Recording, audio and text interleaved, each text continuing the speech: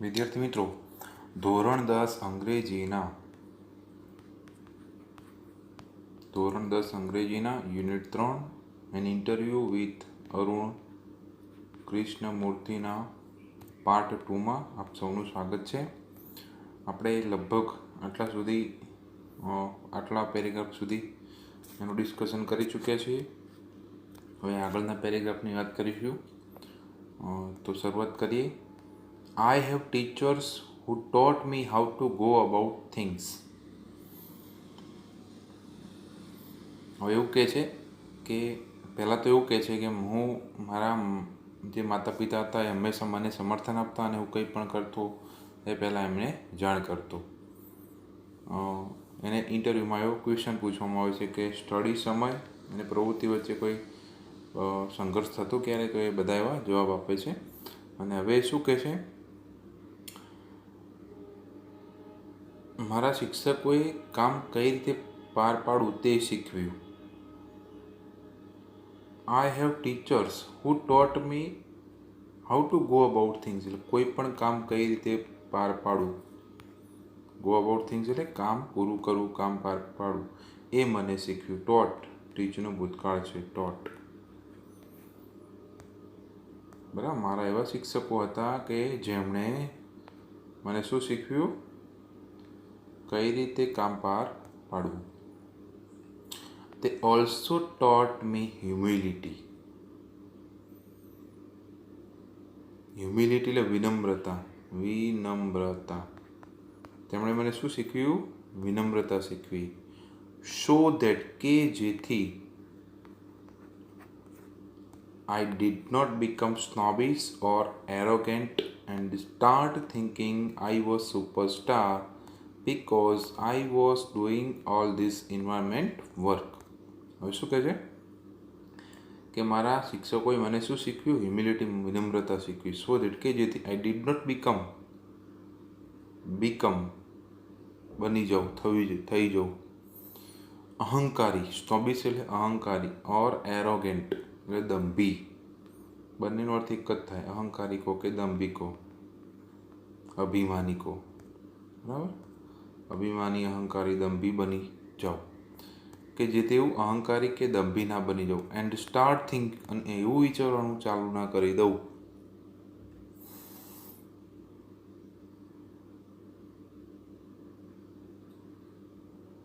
Thinking I was superstar because I was doing all this environment work. હું પોતાની જાતને હું સુપરસ્ટાર એટલે મહાનાયક થઈ ગયો છું એવું વિચારવાનું ચાલુ ના કરી દઉં. કારણ કે because I was doing all this environment work, કારણ કે હું આ બધું પર્યાવરણનું કામ કરી રહ્યો હતો.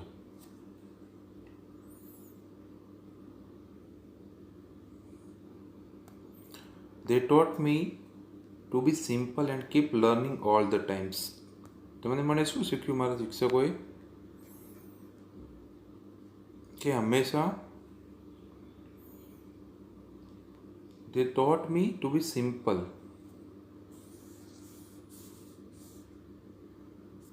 સિમ્પલ એટલે સાદગી અથવા વિનમ્ર. તેમણે મને વિનમ્ર રહી અને સતત શીખતા રહેવાનું શીખવ્યું.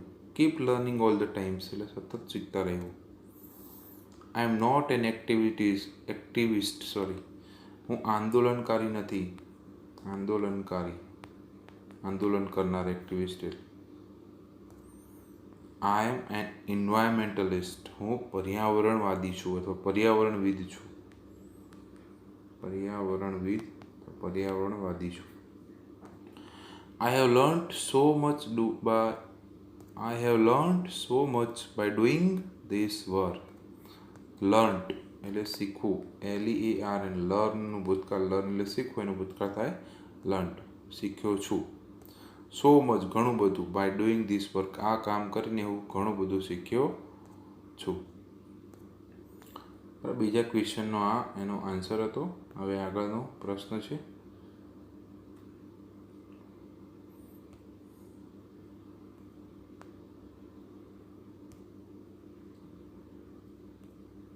How did your school and college further your interest?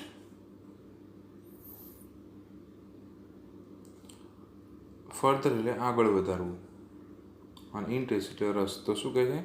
How did તમારી શાળા અને કોલેજે તમારો ઇન્ટરેસ્ટ એટલે રસ કઈ રીતે આગળ વધાર્યો? આગળ વધારવું. હવે શું કહે છે?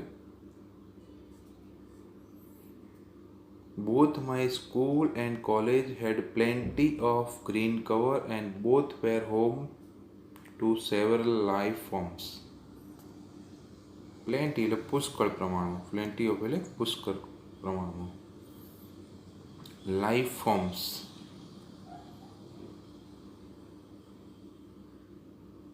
જીવ, અસંખ્ય. લાઈફ ફોર્મ્સ એટલે જીવ. તો મારી શાળા અને કોલેજે શું હતા?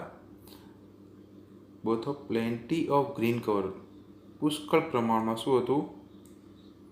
લીલોતરી હતી, એટલે ખૂબ જ લીલોતરી હતી. And both were home to several other life forms, અને બંને બીજા જીવોના ઘર હતા, અથવા ઘર હતું. This made me understand their importance. આથી મને સમજાયું their importance, તેમનું મહત્વ. How beautiful they are and why we need to protect them. તેઓ કેટલા સુંદર છે અને શા માટે? વાય એટલે શા માટે? We need to protect them, શા માટે એમનું રક્ષણ કરવું જોઈએ? These animals are their own, find their own food and are always active. Food એટલે ખોરાક, ઓલવેઝ એટલે હંમેશા, ને એક્ટિવ એટલે સક્રિય. તો શું કહે છે? આ પ્રાણીઓ, these animals are on their own, પોતે કેવા છે? સ્વતંત્ર છે. ફાઇન્ડ their own food, તેમનો ખોરાક જાતે શોધે છે. એન્ડ આર ઓલવેઝ એક્ટિવ, અને તેઓ હંમેશા કેવા હોય છે? કાર્યશીલ. ઓન ધ મૂવ, હરતા ફરતા હોય છે. એન્ડ નેવર લેઝી, અને ક્યારેય આળસ કરતા નથી. It is so positive. આ બધું કેટલું હકારાત્મક છે. We have a lot to learn from them. આપણે તેમની પાસેથી ઘણું બધું શીખવું જોઈએ. લોટ એટલે ઘણું બધું શીખવું જોઈએ. તો આ ત્રીજા ક્વેશ્ચનનો આન્સર પણ પૂરો થાય છે. હવે આપણે આગળ જોઈશું. આગળનો પ્રશ્ન છે,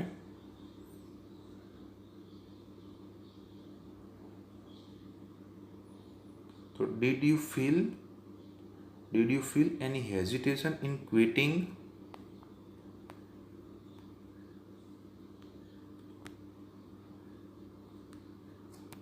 while playing job?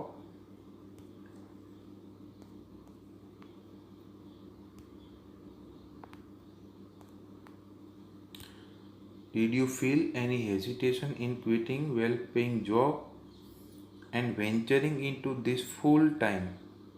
શું કહે છે?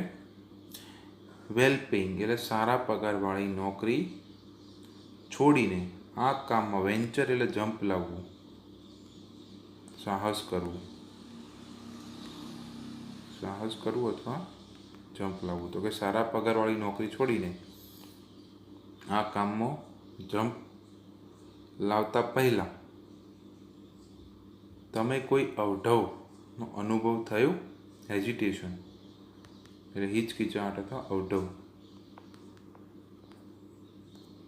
Vote were the options you weighed before you arrived at your decision? Weighed, WEIGH, weighed વિચારવું. વોટ વેર ધ ઓપ્શન્સ, શું વિકલ્પો હતા? You weighed before you arrived at your decision, તો કે તમે આ નિર્ણય લીધો. અરાઇવડ યોર ડિસિઝન એટલે નિર્ણય લઈ લીધો, બરાબર. તે પહેલાં તમે કયા કયા વિકલ્પો વિશે વિચાર્યું હતું? તો હવે શું કહે છે એ પોતે?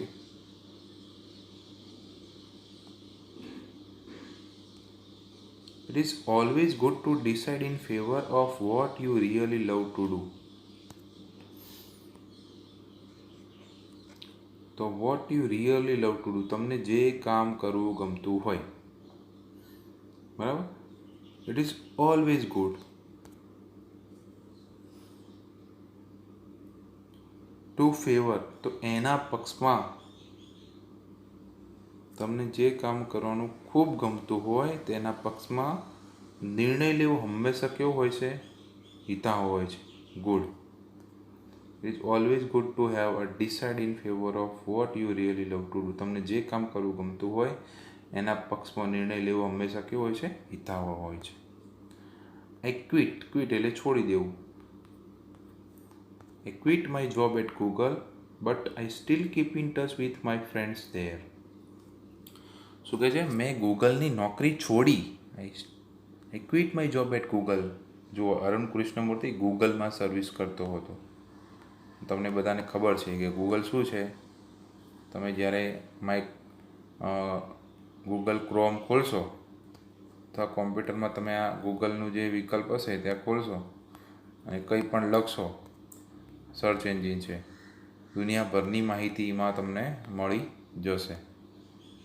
તો એ પોતે ગૂગલમાં સર્વિસ કરતો હતો. બટ તેમ છતાં પણ I still keep in touch with my friends there. પણ હું આજે પણ ત્યાંના મિત્રો સાથે સંપર્કમાં છું.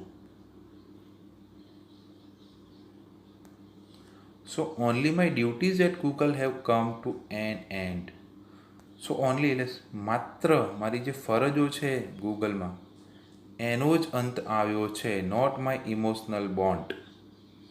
મારા ભાવનાત્મક અથવા લાગણીના સંબંધોનો અંત આવ્યો નથી. એટલે આજે પણ ત્યાં મારા મિત્રો છે, હું એમના સંપર્કમાં છું. માત્ર મેં ગૂગલમાં ડ્યુટીઝ મારી ફરજો છોડી છે. મારા મિત્રો સાથે આજે પણ હું સંપર્કમાં છું. ઇમોશનલ બોન્ડ એટલે લાગણીના સંબંધો, ભાવનાત્મક સંબંધો.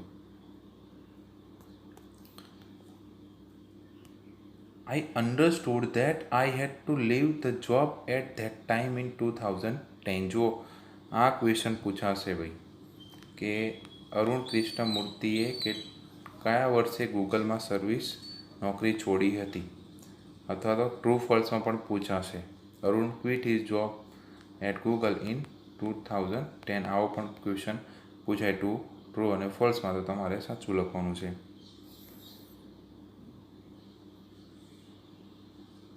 આઈ અન્ડરસ્ટુડ હું સમજી ગયો હતો. That I had to leave the job at that minute in 2010.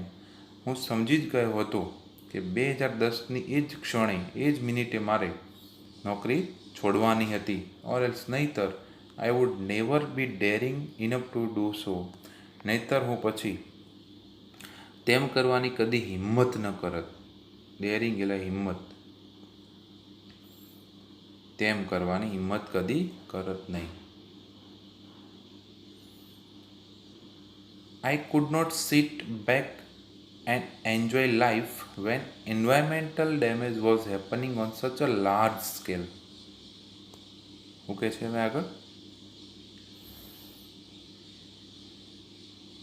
કે I could not sit back and enjoy life when environmental damage was happening on such a large scale. તો શું કહે કે જ્યારે પર્યાવરણનું આટલા મોટા પ્રમાણમાં ડેમેજ એટલે નુકસાન, હેપનિંગ એટલે થઈ રહ્યું હોય, સચ અ લાર્જ સ્કેલ આટલા મોટા પ્રમાણમાં.